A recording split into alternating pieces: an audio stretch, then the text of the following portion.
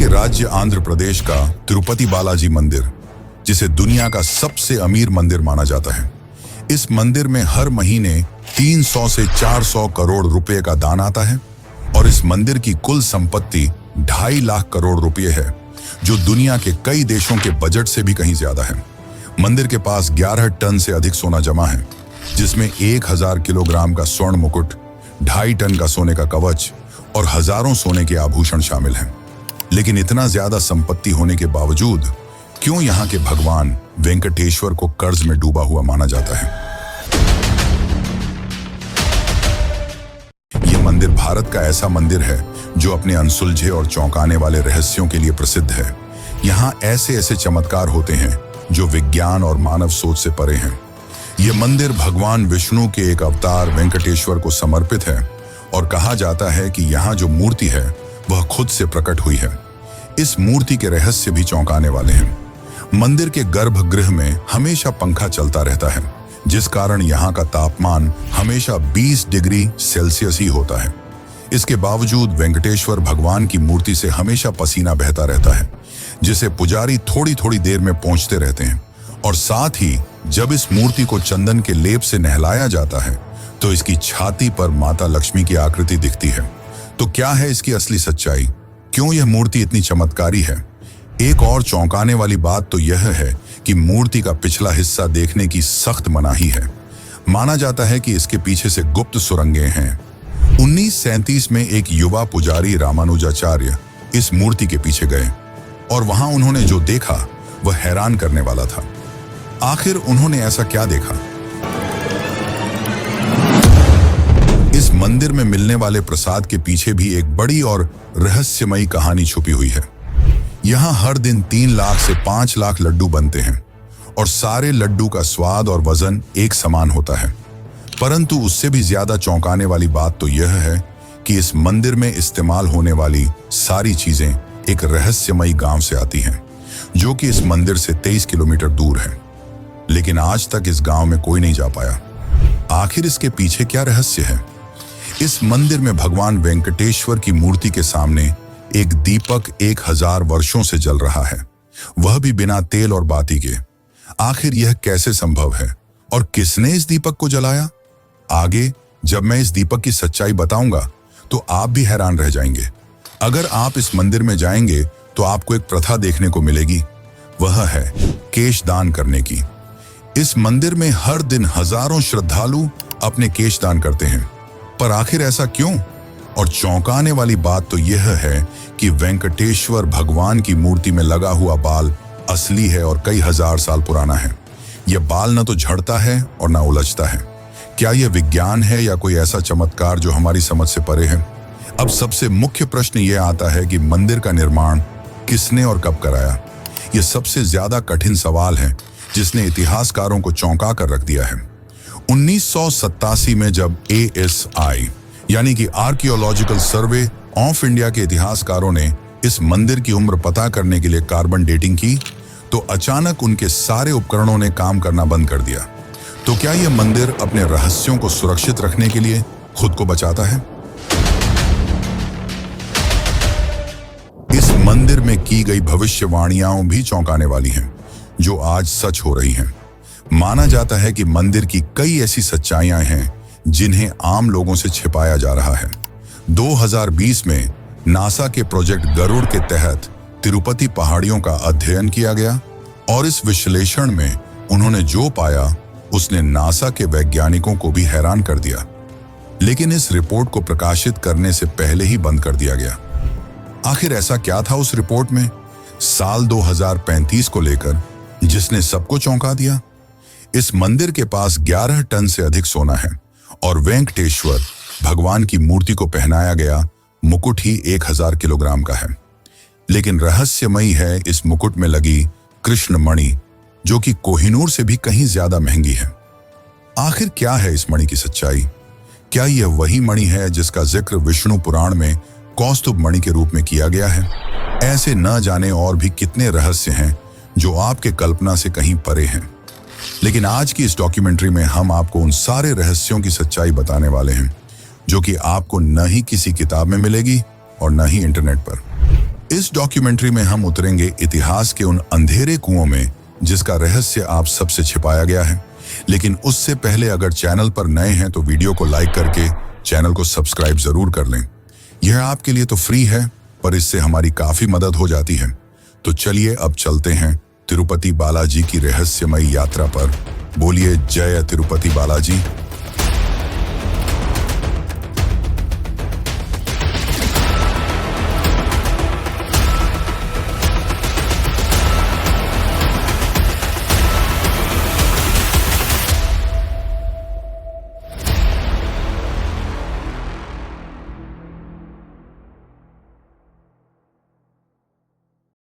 कहा जाता है कि इस मंदिर का निर्माण विजयनगर साम्राज्य के महान शासक कृष्णदेव राय ने करवाया था, पर यह सच नहीं है। इस मंदिर में वेंकटेश्वर भगवान की मूर्ति कहां से आई और इस मंदिर का निर्माण कब और किसने कराया, यह जानने के लिए हमें एक पौराणिक कथा को समझना होगा। इस कथा के अंत तक आपको मंदिर के रहस्यों की आधी सच्चाई खुद ब खुद समझ आ जाएगी। तो इस कथा को अंत तक जरूर देखें, क्योंकि यह आपको एक रहस्यमयी दुनिया की ओर ले जाने वाली है। पौराणिक कथाओं के अनुसार प्रलय के उस भयावह दौर की बात है जब समस्त पृथ्वी जलमग्न हो गई थी। पौराणिक ग्रंथों में वर्णित है कि पवन देव ने अपने उग्र रूप में इतनी प्रचंड गति से उड़ान भरी कि आकाश के बादल फट पड़े और ऐसा वर्षा का प्रकोप शुरू हुआ जिसने धरती को पूरी तरह जल में डुबो दिया। ऐसे में समस्त सृष्टि को संकट से उबारने के लिए भगवान विष्णु ने आदि वराह का अवतार धारण किया। उस दिव्य वराह ने अपने विशाल दांतों से संपूर्ण पृथ्वी को जल के गर्भ से बाहर निकाला और उसे पुनः स्थापित किया। इसके बाद सृष्टि पर पुनः जीवन का निर्माण करने के लिए ब्रह्मा जी ने विष्णु जी से अनुरोध किया कि वे यहीं रुकें, जिसके बाद विष्णु ने अपने वराह रूप को परिवर्तित कर एक नया दिव्य स्वरूप धारण किया। 4 भुजाओं वाला एक तेजस्वी स्वरूप जो साक्षात भगवान विष्णु का ही रूप था। इस स्वरूप में वे भूदेवी के साथ तिरुमला की पहाड़ियों पर निवास करने लगे। यहां उन्होंने मानव जाति को ध्यान योग और कर्म योग का ज्ञान देना शुरू किया। समय बीतता गया और कलयुग का आगमन हुआ। तब विष्णु इस लोक को छोड़ अपने बैकुंठ धाम वापस लौट गए, जिससे ब्रह्मा जी काफी चिंतित हो गए और उन्होंने नारद से अनुरोध किया कि वे श्री हरि विष्णु को वापस पृथ्वी पर लाएं। इसके बाद नारद जी गंगा किनारे पहुंचे। वहां उन्होंने देखा कि कुछ साधु गण एक गंभीर विषय पर चर्चा कर रहे थे। वे यह निर्णय नहीं कर पा रहे थे कि उनके यज्ञों का फल किस देवता को अर्पित किया जाए। तब नारद मुनि के सुझाव पर महर्षि भृगु ने त्रिदेव की परीक्षा लेने का निश्चय किया। सबसे पहले वे ब्रह्मा के पास गए, पर उस समय ब्रह्मा अपनी सृष्टि के निर्माण कार्य में व्यस्त थे, जिससे महर्षि काफी क्रोधित हुए और वहां से चले गए। जिसके पश्चात महर्षि शिव जी के पास पहुंचे। भगवान शिव ने जैसे ही महर्षि भृगु को देखा, वे प्रसन्न होकर उनका आलिंगन करने के लिए आगे बढ़े, किंतु भृगु ने उनके आलिंगन को स्वीकार करने से इनकार कर दिया और कहा, हे महादेव, आपने सदैव ही धर्म और वेदों की मर्यादाओं का उल्लंघन किया है। आप दुष्ट राक्षसों और असुरों को ऐसे वरदान देते हैं जिससे संपूर्ण सृष्टि को संकटों का सामना करना पड़ता है। इसीलिए मैं आपका आलिंगन स्वीकार नहीं कर सकता। ये सुनकर शिव क्रोधित हो उठे, किंतु माता पार्वती ने उन्हें शांत कर दिया। अंत में महर्षि भृगु बैकुंठ पहुंचे, जहां भगवान विष्णु शयन कर रहे थे और देवी लक्ष्मी उनके चरण दबा रही थी। भृगु ने क्रोध में आकर भगवान विष्णु की छाती पर जोरदार लात मारी, किंतु विष्णु ने शांत भाव से उठकर न केवल महर्षि से क्षमा मांगी, बल्कि उनके चरण दबाने लगे और पूछा, महर्षि, आपके कोमल चरणों को मेरे कठोर हृदय से चोट तो नहीं लगी? भगवान विष्णु की इस अद्भुत विनम्रता और सहनशीलता को देखकर महर्षि भृगु अत्यंत प्रसन्न हुए और उन्होंने घोषणा की कि अब से सभी यज्ञों का फल केवल भगवान विष्णु को ही प्राप्त होगा। इस घटना के बाद श्री हरि विष्णु ने तो भृगु को क्षमा कर दिया, पर इस अपमान से माता लक्ष्मी काफी क्रोधित हो उठी। उन्हें अपने पति का यह अपमान सहन नहीं हुआ और उन्होंने भगवान विष्णु से भृगु ऋषि को श्राप देने के लिए कहा, परंतु विष्णु तो धैर्य और क्षमा के सागर थे, इसलिए उन्होंने ऐसा नहीं किया। इसके परिणाम स्वरूप माता लक्ष्मी ने बैकुंठ लोक का त्याग कर दिया और तपस्या करने धरती लोक पर आ गईं। वे कोल्हापुर नामक स्थान पर ध्यान करने लगी। इस बात से विष्णु जी अत्यंत दुखी हो गए। उन्हें बैकुंठ में सूनापन महसूस होने लगा। इसके पश्चात उन्होंने भी बैकुंठ को छोड़ दिया और धरती पर माता लक्ष्मी की खोज में निकल पड़े। वे घने जंगलों में भटकते, नदियों के तट पर बैठकर रोते, पर्वतों की चोटियों से पुकारते, किंतु लक्ष्मी का कहीं पता नहीं चला। थक हार कर वे वेंकटेश्वर पर्वत में एक वृक्ष के नीचे स्थित विशाल चींटी की बांबी के आश्रय में विश्राम करने लगे। उनकी यह दशा शिव और ब्रह्मा से देखी नहीं गई और उन्होंने उनकी सहायता करने का निश्चय किया। इसके बाद शिव जी और ब्रह्मा जी ने गाय और बछड़े का रूप धारण किया और माता लक्ष्मी के पास पहुंचे। माता लक्ष्मी ने उन दोनों को उस समय के शासक चोल राजा को सौंप दिया। राजा ने उन्हें अपने महल की पशुशाला में रखवा दिया और उनकी जिम्मेदारी एक चरवाहे को सौंप दी। कुछ दिनों तक दूध देने के बाद एक दिन वह गाय अचानक दूध देना बंद कर देती है। इसके बाद एक रहस्यमय घटना घटने लगती है। गाय रोजाना कुछ समय के लिए गायब हो जाती और लौटते समय उसका थन खाली मिलता। चरवाहा हैरान था। एक दिन उसने गाय का पीछा किया तो देखा कि वह तिरुमला की एक पहाड़ी पर स्थित विशाल चींटी की बांबी के पास जाकर अपना संपूर्ण दूध उसके अंदर उड़ेल देती है। जब उसने ध्यान से देखा तो आश्चर्यचकित रह गया। उस बांबी के भीतर स्वयं भगवान विष्णु विराजमान थे, जो उस दूध को पीकर अपनी भूख मिटा रहे थे। क्रोध में आकर चरवाहे ने गाय की ओर कुल्हाड़ी फेंकी। तभी एक चमत्कार हुआ। विष्णु तुरंत प्रकट हो गए और गाय को बचाने के प्रयास में कुल्हाड़ी उनके माथे पर जा लगी। तब श्री हरि विष्णु ने क्रोध में आकर उस चरवाहे को वहीं पर मृत्युदंड दिया। जब यह बात राजा को पता चली तो वे तुरंत वहां पहुंचे। तब विष्णु ने क्रोध में कहा, सेवक के पाप में उसके स्वामी की भी बराबर की हिस्सेदारी होती है। इस कारण मैं तुम्हें श्राप देता हूं कि तुम अपना बचा हुआ जीवन राक्षस की भांति व्यतीत करोगे। इस श्राप को सुनकर राजा अत्यंत भयभीत हो गए और उन्होंने विष्णु जी से क्षमा याचना की। तब विष्णु जी का क्रोध शांत हुआ और उन्होंने राजा को वरदान देते हुए कहा, हे राजन, तुम्हारा अगला जन्म आकाश राजा के रूप में होगा। तुम्हारी एक पुत्री होगी जिसका नाम पद्मावती होगा और उसका विवाह मेरे वेंकटेश्वर स्वरूप से होगा। फिर राजा चोल का आकाश राजा के रूप में पुनर्जन्म हुआ और उनके घर पद्मावती नाम की एक सुंदर कन्या का जन्म हुआ। और उसी वक्त भगवान विष्णु ने भी वकुला नामक साध्वी के घर श्रीनिवास रूप में जन्म लिया, जो कि गरीब परिवार से आते थे। अब धीरे धीरे दोनों की उम्र बढ़ने लगी और देखते ही देखते वे शादी के लायक हो गए। एक दिन पद्मावती अपने कुछ सखियों के साथ वन में घूम रही थी। उसी वक्त अचानक एक गुस्से से तिलमिलाया जंगली हाथी बड़ी ही तेजी से उनकी ओर बढ़ा। वे काफी डर गईं, लेकिन तभी वहां श्रीनिवास आ पहुंचे और उसकी रक्षा की। इससे पद्मावती काफी प्रभावित हुई और दोनों ने एक ही नजर में एक दूसरे को पसंद कर लिया। ये बात पद्मावती ने अपने पिता आकाश राजा को बताई। शुरू में तो उन्होंने साफ मना कर दिया, क्योंकि श्रीनिवास काफी निर्धन परिवार से थे। पर रात में राजा आकाश के सपने में भगवान विष्णु आए और उन्हें अपने वरदान के बारे में बताया, जिसके पश्चात राजा आकाश श्रीनिवास और पद्मावती के विवाह के लिए मान गए। लेकिन जब दोनों का विवाह हुआ तब एक शर्त रखी गई कि वर पक्ष को वधु पक्ष को कुछ धनराशि देनी होगी। परंतु श्रीनिवास तो काफी गरीब परिवार से थे, जिस कारण उन्होंने धन के स्वामी कुबेर से कुछ धन उधार लिया और उन्होंने कुबेर से यह वादा किया कि वह यह धन कलयुग के अंत तक चुका देंगे। और इसी कारण आज भी श्री वेंकटेश्वर को कर्ज में डूबा हुआ माना जाता है और यहाँ आने वाले श्रद्धालु अपनी कमाई का कुछ हिस्सा भगवान को दान करते हैं, ताकि वे उनका कर्ज जल्द से जल्द चुका सकें। आगे इस कथा के अनुसार जब श्रीनिवास और पद्मावती का विवाह हो जाता है, तब इस बात का पता मां लक्ष्मी को चलता है। वह इस बात पर विश्वास नहीं कर पा रही थी कि उनके स्वामी ने किसी और कन्या के साथ विवाह कर लिया है, जिसके पश्चात पद्मावती और माता लक्ष्मी में विवाद हो गया।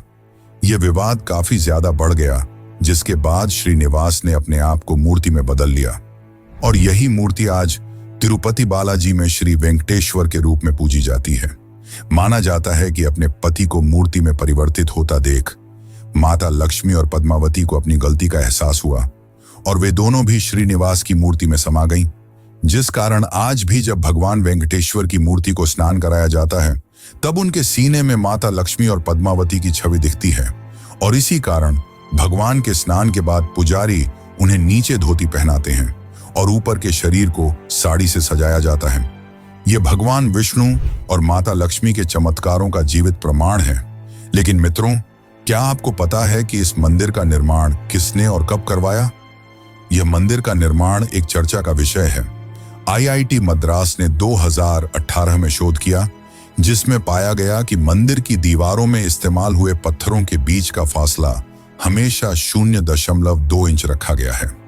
एक ऐसी परिशुद्धता जो आधुनिक लेजर तकनीक के बिना असंभव मानी जाती है, पर आज से हजारों साल पहले इसे संभव किया गया। आखिर इस मंदिर का इतना भव्य और आधुनिक निर्माण किसने कराया? तो चलिए जानते हैं इस मंदिर के निर्माण का असली सच। लेकिन उससे पहले, अगर आपको डॉक्यूमेंट्री अच्छी लग रही है तो इसे लाइक करके चैनल को सब्सक्राइब जरूर कर लें।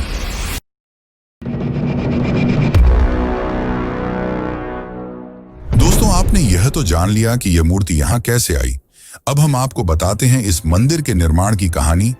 तिरुपति के भव्य मंदिर का निर्माण इतिहास कई शताब्दियों के विकास की कहानी कहता है।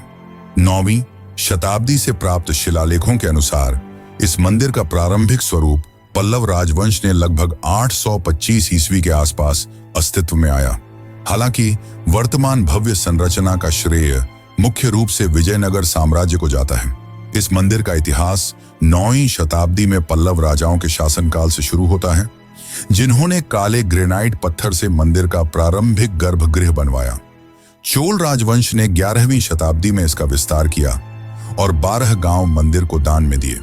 मंदिर को वास्तविक भव्यता मिली विजयनगर साम्राज्य के शासनकाल में। सम्राट कृष्णदेव राय ने 1509 से 1229 के बीच स्वर्ण गोपुरम का निर्माण करवाया और 30 गांव मंदिर को अर्पित किए।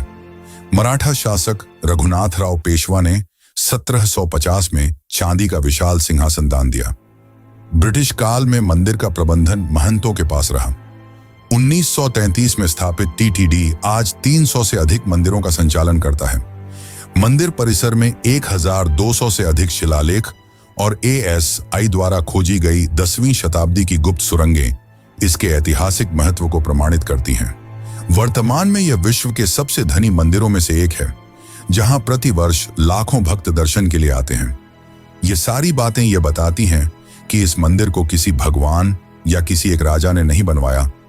इस मंदिर का निर्माण कई सालों में अनगिनत राजाओं द्वारा करवाया गया और इसके निर्माण में कई रहस्य छिपे हैं, जिसमें गुप्त सुरंगों का रहस्य सबसे खास है।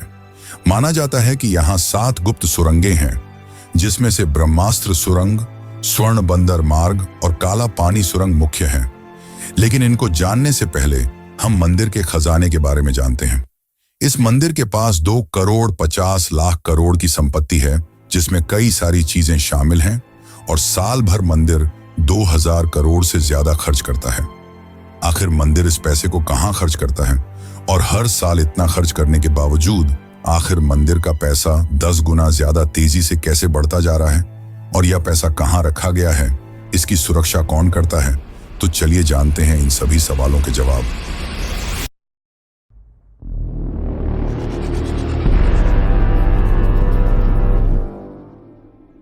मंदिर की मासिक आय लगभग 300 से 400 करोड़ है, जबकि इसकी सालाना कमाई 5000 करोड़ से ऊपर पहुंच जाती है। इस मंदिर के पास 11 टन से अधिक सोने का खजाना है, जिसमें 1000 किलोग्राम का मुकुट और 2.5 टन सोने का कवच है। साथ ही और भी कई सोने के आभूषण हैं। 2022 में एक भक्त ने 1000 किलो सोना दान किया, जो एक ही दिन में किसी मंदिर को मिला सबसे बड़ा दान बन गया। इस मंदिर के सोने की रखवाली और मैनेजमेंट की जिम्मेदारी टीटीडी यानी कि तिरुमला तिरुपति देवस्थानम के पास है और इस मंदिर के पास सिर्फ सोना ही नहीं बल्कि 43,000 एकड़ जमीन, शेयर मार्केट में 10,000 करोड़ रुपए का निवेश और दुनिया भर में 12 बैंक अकाउंट्स हैं। और इन सारे पैसों को संभालने के लिए टीटीडी ने एक भूमिगत वॉल्ट बनाया है, जिसकी सुरक्षा भारतीय रिजर्व बैंक जितनी सख्त है। क्या आप जानते हैं कि इस वॉल्ट को खोलने के लिए 3 अलग अलग लोगों की अंगुलियों के निशान चाहिए? लेकिन सबसे बड़ा सवाल यह है कि यह सारा पैसा कहां जाता है। दरअसल मंदिर हर साल 2000 करोड़ रुपए से ज्यादा सामाजिक कल्याण पर खर्च करता है, जिसमें शामिल है अन्नदान, जो कि इस मंदिर का सबसे बड़ा प्रोजेक्ट है। हर दिन 3 से 4 लाख भक्तों को मुफ्त भोजन दिया जाता है। बाकी मंदिर 20 से ज्यादा मेडिकल कॉलेज और हॉस्पिटल्स भी चलाता है, जहां गरीबों का मुफ्त इलाज किया जाता है। 300 से ज्यादा स्कूल और कॉलेज, जहां 50,000 से ज्यादा बच्चों को फ्री शिक्षा प्रदान की जाती है। ऐसे और भी कई कल्याणकारी काम किए जाते हैं। अब सवाल यह है कि इतना खर्च करने के बाद भी मंदिर दिनों दिन इतना ज्यादा अमीर कैसे होता जा रहा है। इसके पीछे की सच्चाई यह है कि मंदिर सिर्फ पैसे खर्च नहीं करता, बल्कि निवेश भी करता है। 12,000 करोड़ से ज्यादा मंदिर ने फिक्स डिपॉजिट में जमा कर रखा है, जहां से सालाना मंदिर को 800 करोड़ रुपए का मुनाफा होता है। और साथ ही 10,000 करोड़ से ज्यादा रुपए शेयर मार्केट में रिलायंस, टाटा और SBI जैसी कंपनियों पर लगाए हैं, जहां से उनको काफी फायदा होता है। ऐसे और भी कई जगह पर निवेश कर रखा है, जिससे मंदिर को काफी ज्यादा फायदा होता है। और साथ ही हर साल श्रद्धालु भी लाखों रुपए दान करते हैं। यहाँ श्रद्धालु केवल धन नहीं, बल्कि बाल का भी दान करते हैं, जो कि एक विचित्र मगर रहस्यमयी परंपरा है। आखिर यहाँ लोग अपने बाल क्यों दान करते हैं? तो चलिए जानते हैं इसकी सच्चाई।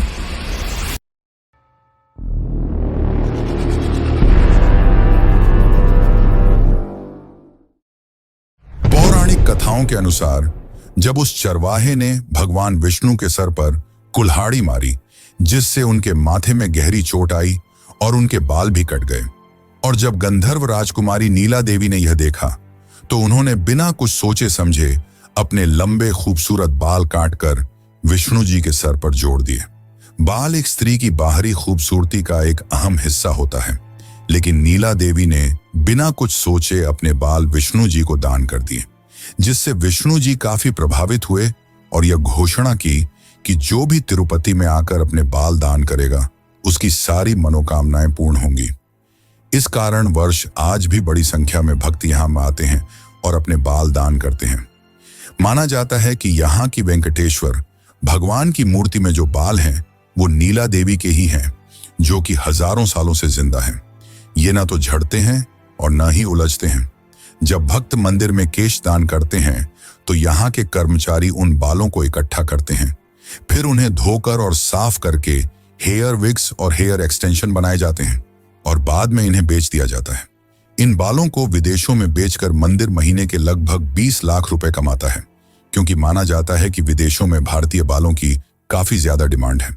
अब हम जानने वाले हैं वो रहस्य जो विज्ञान और आपकी सोच से परे है, मूर्ति के पीछे का रहस्य। आखिर क्या है इसके पीछे, और क्या है गुप्त सुरंगों का रहस्य? तो चलिए जानते हैं। और अगर यहां तक देख ही चुके हो, तो कमेंट में बालाजी महाराज की जय जरूर लिखें।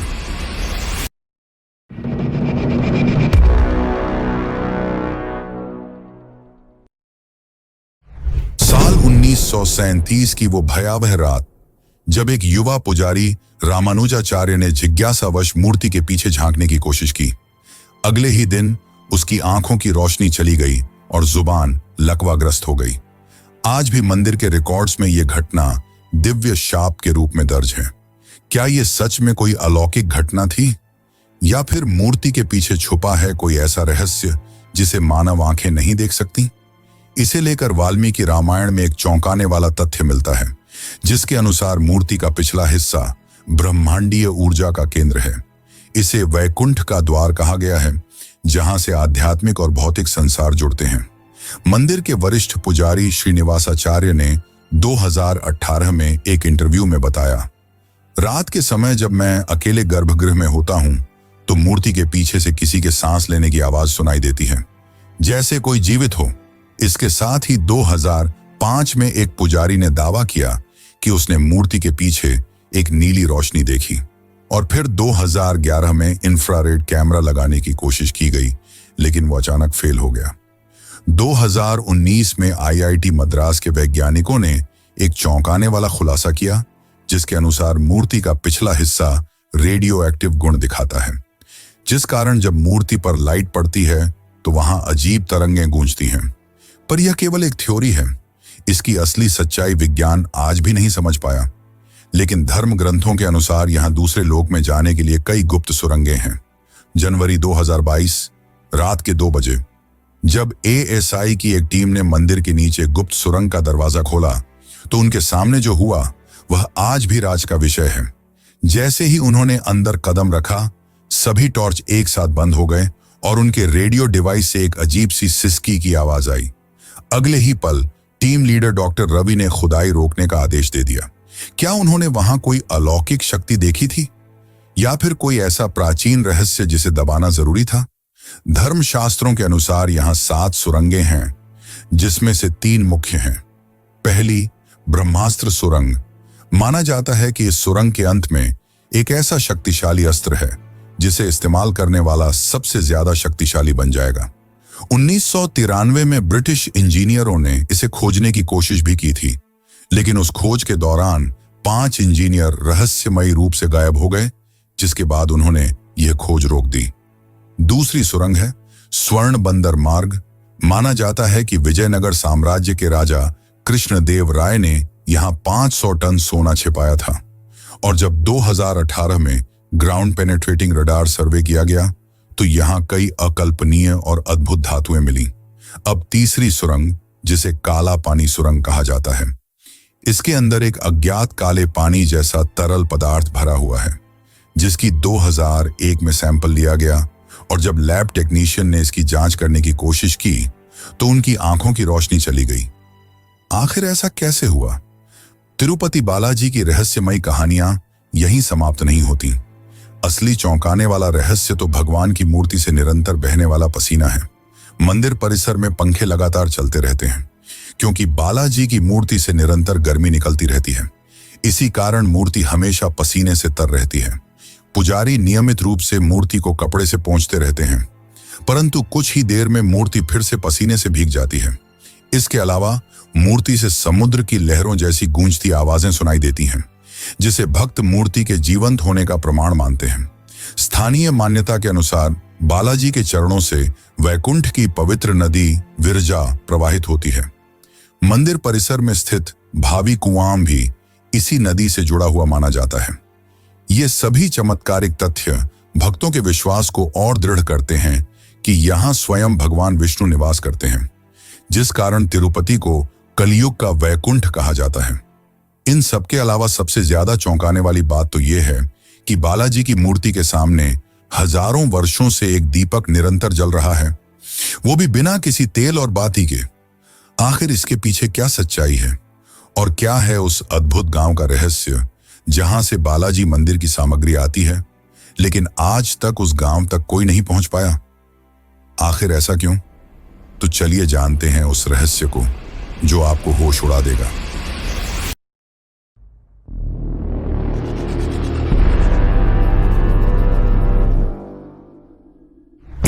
साल से जल रही वो लौ जिसने वैज्ञानिकों को हैरान कर दिया है।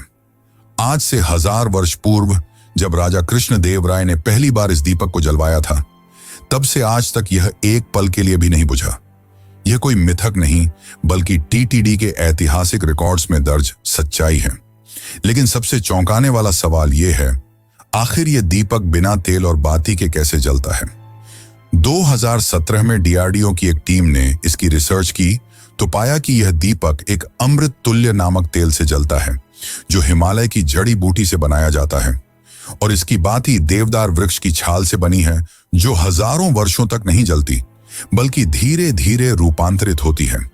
साथ ही वैज्ञानिकों ने बताया कि गर्भगृह की वेंटिलेशन सिस्टम इतनी परफेक्ट है कि हवा का प्रवाह दीपक को हमेशा जलाए रखता है।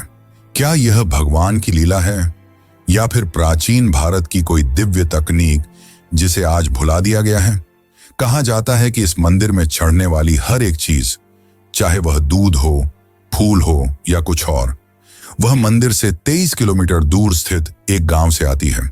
लेकिन ना तो आज तक किसी ने इस गांव का नाम सुना है और ना ही इसे कोई ढूंढ पाया है। इस गांव को खोजने का प्रयास बहुत से लोगों ने किया है, लेकिन यह आज तक एक रहस्य ही बना हुआ है।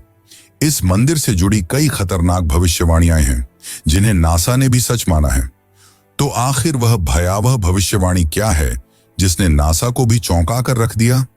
लेकिन उससे पहले हम यहां बनने वाले प्रसाद की बात करते हैं, जो आज भी चर्चा का विषय है कि कैसे सभी लड्डुओं का वजन और स्वाद एक जैसा होता है।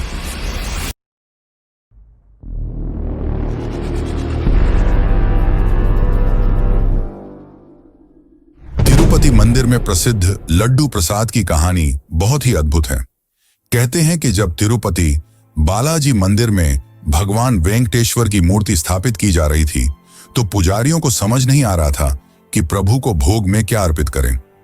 उसी समय एक बूढ़ी माँ लड्डू का थाल लेकर आई और कहा कि यह लड्डू की थाली प्रथम नैवेद्य के रूप में स्वीकार करें। पुजारियों ने वह लड्डू प्रभु को अर्पित किए और फिर प्रसाद के रूप में ग्रहण किए। लड्डू का स्वाद इतना अद्भुत था कि पुजारी भी हैरान रह गए। तब उन्होंने उस बूढ़ी माँ से लड्डू बनाने का तरीका पूछा। बूढ़ी माँ ने लड्डू बनाने का तरीका बताया और कुछ ही पलों में वहां से अंतर्ध्यान हो गई। इस घटना के बाद माना गया कि खुद देवी लक्ष्मी ने प्रसाद का संकेत देने के लिए सहायता की थी। तब से यह लड्डू तिरुपति बालाजी में बनाए जाने लगे। यह तो हो गई प्रसाद की बात। अब करते हैं उस भविष्यवाणी की बात जिसने नासा को भी चौंका दिया।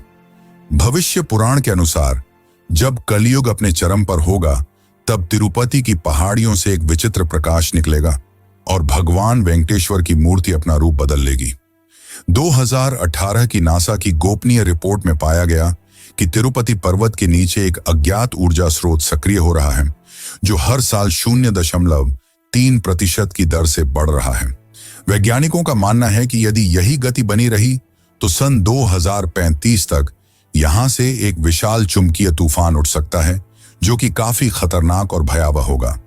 2020 में नासा के प्रोजेक्ट गरुड़ के तहत तिरुपति पहाड़ियों का अध्ययन किया गया, जिसके लीक हुए दस्तावेजों के अनुसार यहां की चट्टानों में एक अज्ञात धातु मिली, जो अंतरिक्ष में पाए जाने वाले उल्कापिंडों जैसी है। भूकंप मापी यंत्रों ने प्रतिदिन 3 बार एक अजीब सी ध्वनि दर्ज की, जो ओम की ध्वनि से मिलती जुलती है। और सबसे चौंकाने वाली बात तो यह है कि पर्वत के नीचे एक विशाल गुफा है, जिसमें कोई जीवित ऊर्जा स्रोत स्पंदित हो रहा है। क्या यह कलयुग के अंत की ओर इशारा कर रहा है? ऐसे और भी कई चौंकाने वाले रहस्य हैं जो विज्ञान के परे हैं, मगर भक्त इसे भगवान की लीला और उनकी उपस्थिति का प्रमाण मानते हैं। वैसे क्या आपको पता है कि भारत के कई मंदिरों में बलि दी जाती है? यहां मैं पशु बलि की नहीं, मानव यानी इंसानों की बलि की बात कर रहा हूं। और 2019 का वो चौंकाने वाला हादसा जब कामाख्या मंदिर में एक बुजुर्ग महिला का कटा हुआ सिर मिला, तो आखिर इसकी क्या सच्चाई है? क्यों इस मंदिर को तांत्रिकों की राजधानी कहा जाता है? अगर आप भी इसकी सच्चाई जानना चाहते हैं तो चैनल पर जाकर यह वीडियो जरूर देखें। धन्यवाद।